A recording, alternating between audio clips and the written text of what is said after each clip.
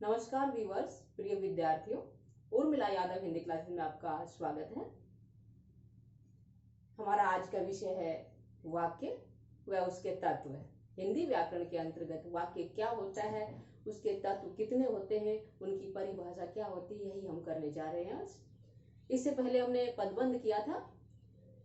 ये बहुत ही महत्वपूर्ण विषय है हमारे बोर्ड की कक्षाओं के लिए, जैसे कि 10वीं क्लास है उसके लिए भी, और जो प्रतियोगी परीक्षाएं दे रहे हैं विद्यार्थी उनके लिए भी वाक्य में से वाक्य के तत्व क्या होते हैं, इनमें से प्रश्न आ जाते हैं। तो आपके लिए इस विषय को समझना अत्यंत आवश्यक है। आप ध्यान से सुनिएगा, देखिएगा कि क्या होता है वाक्य, कितने उसके तत्व होते हैं और वो तत्व कैसे काम करते हैं, उनकी परिभाषा क्या होती है, यही हम करेंगे। चलिए शुरू करते हैं। यदि ये वीडियो आपको अच्छी लगे, आपको अच्छे से समझ में आए, तो आप लाइक कर दीजिएगा, शेयर कर दीजिएगा, चैनल पर नए तो सब्सक्राइब भी करें, ताकि मेरा उत्साह वर्धन हो और मैं आपके लिए नए नए विषय लेकर आऊं और आपका ज्ञान वर्धन करूं। शुरू करने से पहले एक जानकारी और दे देती हूँ। हिंदी साहित्य पढ़ने वाले विद्यार्थियों के लिए एक पुस्तक है, हिंदी साहित्य वस्तुनिष्ठ प्रश्नोत्तर। लेखिका आपको पता ही है, उर्मिला। बहुत ही अच्छी पुस्तक है, हिंदी साहित्य के विषय में संपूर्ण जानकारी रखने वाली पुस्तक है। बहुत ज्यादा संख्या में बहुविकल्पीय वस्तुनिष्ठ प्रश्न है। अभ्यास के लिए अंत में प्रश्न पत्र भी दिए गए हैं काफी संख्या में, और हर विषय से, चाहे वो आधुनिक काल हो, भक्ति काल हो, रीति काल हो, उपन्यास हो, कहानी हो, निबंध हो, नाटक हो, संस्मरण हो, रिपोर्टाज हो, या साहित्य सम्मेलन हो, पाश्चात्य काव्य शास्त्र हो, भारतीय काव्य शास्त्र हो, यानी कि हर विषय से जानकारी समेटे हुए अपने अंदर ये पुस्तक। सभी कवि, सभी लेखक एक ही जगह है, उनके विषय में सूक्ष्म से सूक्ष्म जानकारी यहाँ पे आपको एक ही जगह मिल जाएगी इस पुस्तक में। देखिए कितनी ज्यादा संख्या में वस्तुनिष्ठ प्रश्न है, चाहे उपन्यास हो, कहानी, उनके एक भाग में नहीं, कई भागों में ज्यादा से ज्यादा संख्या में वस्तुनिष्ठ प्रश्न दे रखे हैं। जानकारी संक्षिप्त रूप में है, लेकिन बहुत गहन जानकारी है। अतः आप इस पुस्तक को एक बार पढ़िएगा अवश्य। पुस्तक को प्राप्त करने के लिए आप संपर्क कर सकते हैं 9873930334। इस नंबर पे आप कॉल कर सकते हैं, व्हाट्सएप कर सकते हैं। एनीवे, हम आज का अपना शुरू करते हैं। वाक्य। वाक्य क्या होता है, ठीक है, और उसके कितने तत्व हैं। वाक्य में उसके तत्व। देखिए वाक्य की परिभाषा क्या होती है। सबसे पहले हमारा होता है, शुरुआत से शुरू करते हैं, सबसे पहले क्या होता है, वर्ण होता है। वर्ण क्या होता है, भाषा की सबसे छोटी से छोटी वह ध्वनि जिसके और अधिक टुकड़े ना हो सके, वो क्या कहलाती है, वर्ण। वर्ण के बाद क्या आता है, शब्द आते हैं। वर्णों का मेल, वर्ण एक से ज्यादा वर्ण मिलके क्या बनाते हैं, शब्द बनाते हैं, और शब्द मिलके क्या बनाते हैं, पद बनाते हैं, और जब पद इकट्ठे हो जाते हैं शब्दों का समूह क्या कहलाता है, वाक्य कहलाता है। ये हमारा नियम है, अंत में हमारा वाक्य है। आज हम क्या करेंगे, यही वाक्य करेंगे, और उसके तत्व कितने होते हैं, क्या होते हैं, कैसे होते हैं, उनके विषय में देखते हैं। देखिए वाक्य क्या होता है, परिभाषा में लिख देती हूँ कि शब्दों का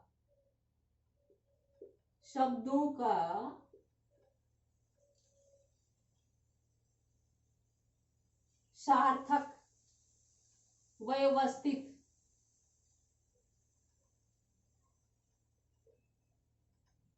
समूह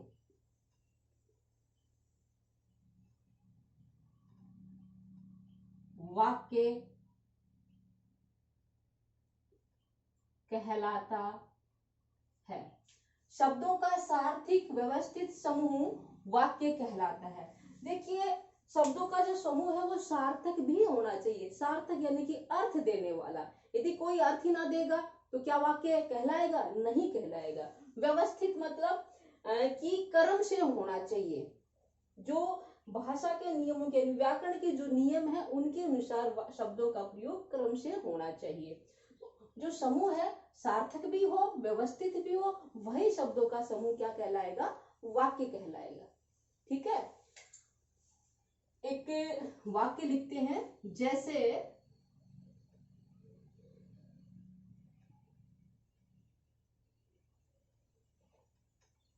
सिमरन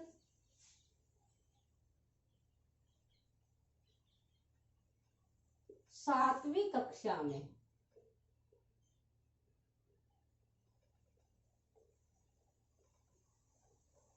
पढ़ती है। ये एक संपूर्ण वाक्य है, व्यवस्थित भी है, शब्दों का समूह है और सार्थक भी है, अर्थ भी दे रहा है, व्यवस्थित समूह भी है।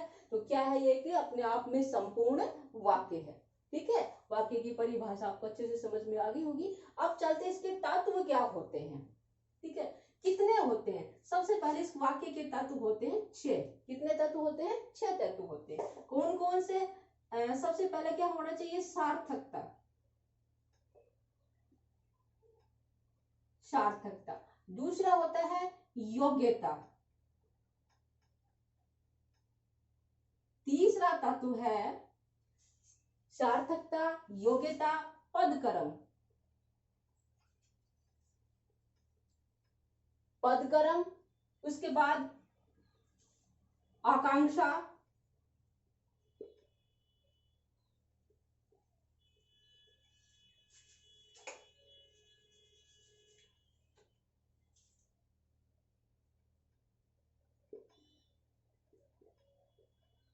आसक्ति,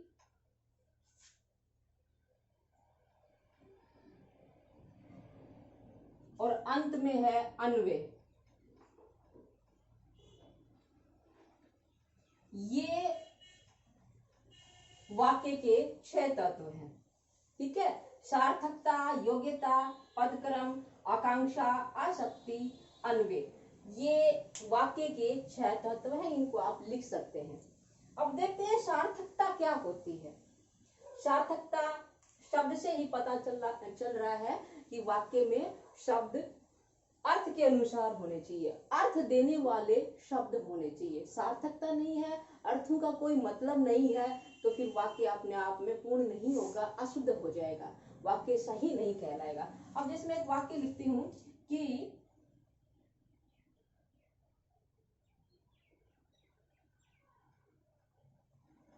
सीमा रोटी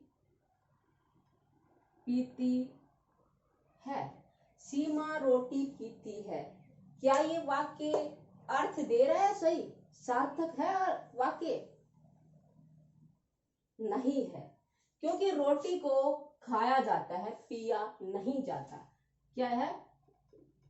खाया जाता है, रोटी को पिया नहीं जाता। अगर वाक्य होता सीमा रोटी खाती है, तब ये वाक्य क्या हो जाता?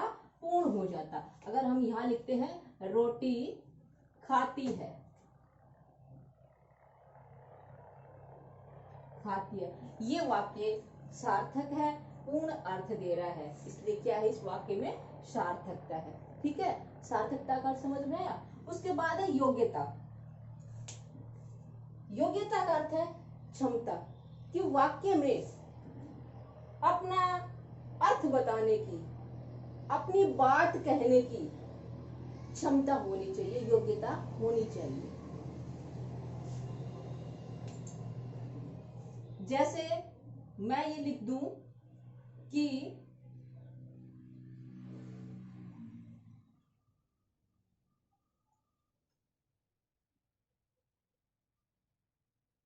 हिरण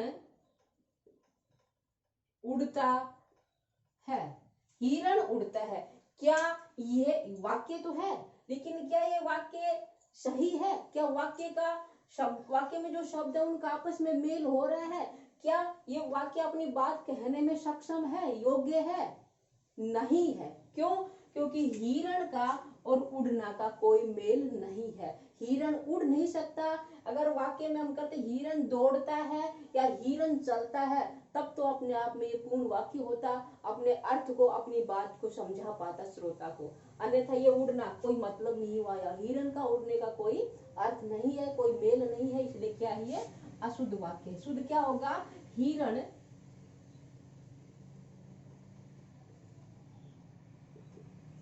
दौड़ता है या चलता है। ठीक है, ये वाक्य अपने आप में पूर्ण है, सही है, अपनी बात को कहने की क्षमता, योग्यता रखता है।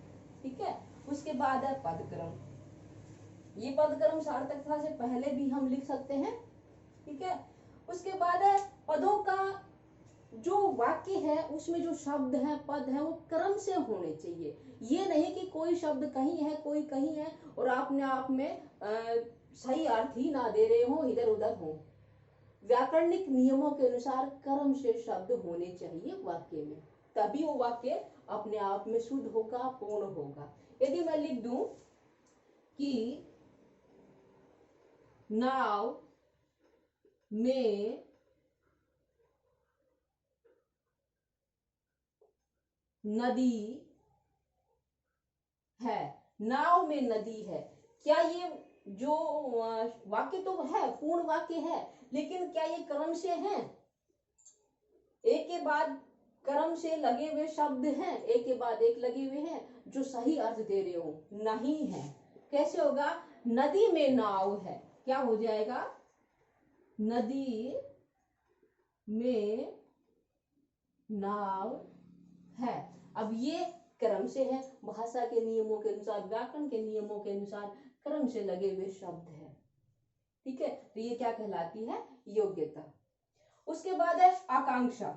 आकांक्षा, आकांक्षा का क्या अर्थ होता है? आकांक्षा का अर्थ होता है श्रोता की, श्रोता की जिज्ञासा, जिज्ञासा, ठीक है, श्रोता की जिज्ञासा। वाक्य जिसको कहा जा रहा है, जिसके लिए कहा जा रहा है, क्या वो श्रोता, क्या वो सुनने वाला उस बात को पूरी तरह से समझ रहा है? क्या कोई ऐसा शब्द या समूह कोई छूट ना गया हो जिससे बात अपने आप में पूर्ण ना हो रही हो? यदि ऐसे शब्द या समूह वाक्य में छूट जाते हैं जिससे श्रोता को अर्थ समझ में नहीं आता है, तो वाक्य अपने आप में पूर्ण नहीं है। यानी कि ऐसा वाक्य होना चाहिए कि सामने वाले को उसका अर्थ पूरी तरह से समझ में आ जाए और कहीं कोई शब्द छूटे ना, ठीक है। वो क्या कहलाती है? आकांक्षा। यानी कि श्रोता के मन में और अधिक जानने की इच्छा ना हो उस वाक्य के जरिए, वही वाक्य अपने आप में पूर्ण कहलाता है, ठीक है। अब मैं किसी के लिए, जो मेरे सामने कोई बंदा है, उसके लिए क्या कह दूं कि तुम, मैं उसको बात कुछ कहना चाहती हूँ लेकिन तुम कह के मैं रुक गई और आगे उसको कुछ नहीं कहा, तो क्या वो समझ पाएगा? नहीं समझ पाएगा। ये वाक्य अपने आप में पूर्ण नहीं है। ये मैं कहूं कि तुम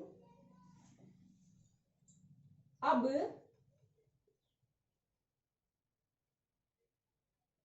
यहां से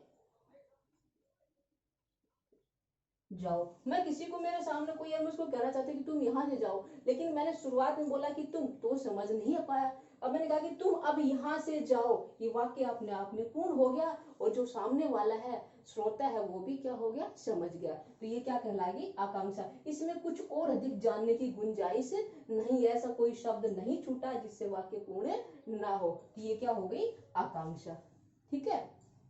उसके बाद है अन्वय। अन्वय, अन्वय का जो अर्थ है वो क्या होता है? समीपता। अन्वय का अर्थ क्या होता है? समीपता।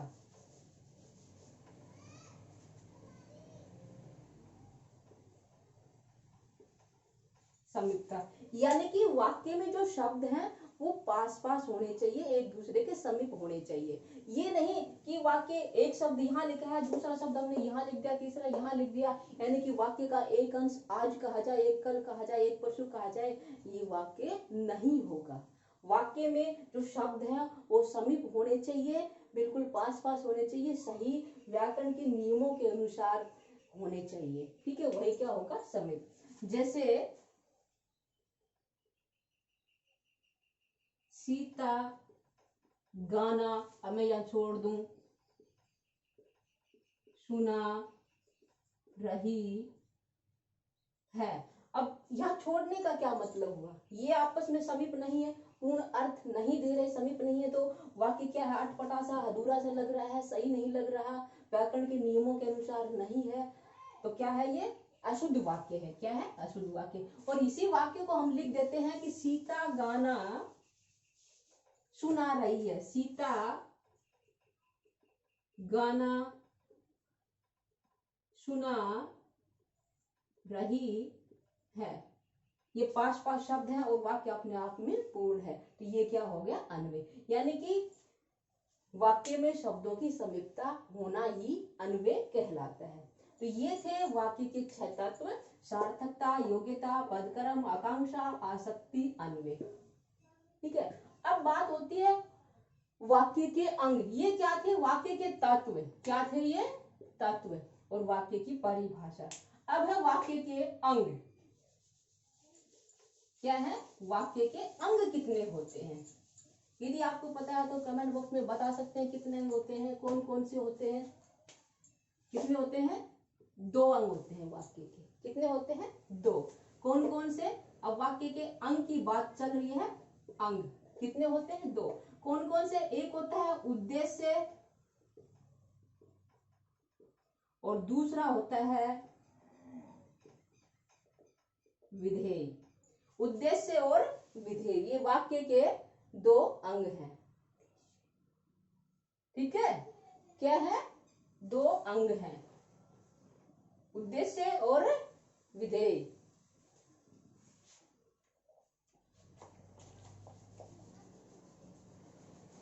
देखिए, उद्देश्य क्या होता है, क्या होता है कि वक्ता यानी कि जो बात कह रहा है, जो बात कह रहा है वो क्या कहलाएगा, उद्देश्य कहलाएगा। जैसे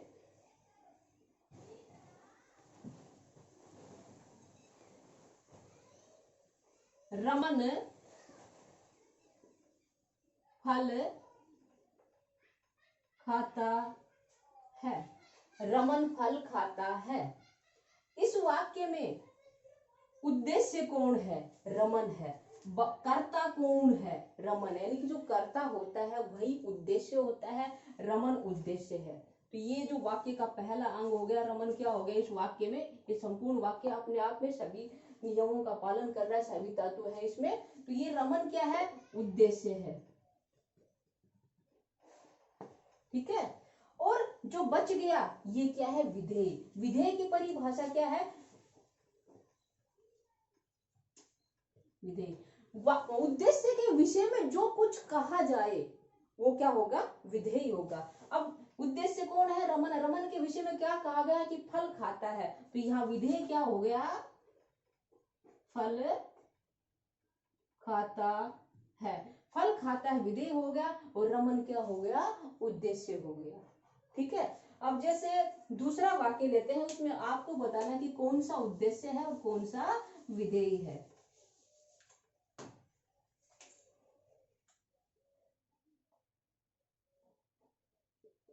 घोड़ा तेज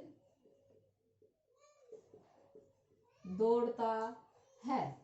अब यहाँ पे उद्देश्य क्या है, विधेय क्या है, ये बताइए। इस वाक्य में ये पूर्ण वाक्य अपने आप में, इसमें उद्देश्य कौन सा है, वाक्य के अंग बताने हैं। उद्देश्य, एक उद्देश्य है, दूसरा विधेय है। हम उद्देश्य की बात करें, उद्देश्य इस वाक्य में क्या है, आप बताइए। देखिए, उद्देश्य क्या है, घोड़ा। किसके बारे में बातें हो रही हैं, वाक्य में जिसके बारे में जो बात हो रही है वही क्या होता है, उद्देश्य होता है। यानी कि कर्ता ही उद्देश्य होता है। कर्ता कौन है, घोड़ा है, तो घोड़ा यहाँ क्या है, उद्देश्य है। और बच गया क्या, तेज दौड़ता है। तेज दौड़ता क्या हो गया, विधेय। ये घोड़ा क्या है, उद्देश्य, और जो बच गया ये क्या है, विधेय। यानी कि उद्देश्य के विषय में जो कुछ कहा जाए वो क्या कहलाएगा, विधेय कहलाएगा। तेज दौड़ता है ये विधेय है, घोड़ा क्या है, उद्देश्य है। तो वाक्य के तत्व, वाक्य के अंग हमने आज किए हैं। उम्मीद करती हूँ आपको अच्छे से समझ में आ गए होंगे। यदि वास्तव में आपको समझ में आए हैं, वीडियो अच्छी लगी है, समझाने का तरीका अच्छा लगा है, तो आप वीडियो को लाइक करें, शेयर करें, चैनल पर नए तो सब्सक्राइब भी करें। और जो पहले मैंने आपको बुक के विषय में बताया है उसको आप प्राप्त करने के बाद फिर से नंबर बता रहे हूँ, लिख रही हूँ, आपको नोट कर सकते हैं। 9873930334। इस नंबर पे आप बुक को प्राप्त करने के लिए संपर्क कर सकते हैं, व्हाट्सएप मैसेज कर सकते हैं। मैं चाहूंगी कि आप बुक को एक बार अवश्य देखें। बहुत ही मेहनत से, अथक प्रयास से मैंने आप सबके लिए लिखी है। एक बार अवश्य पढ़ें। धन्यवाद।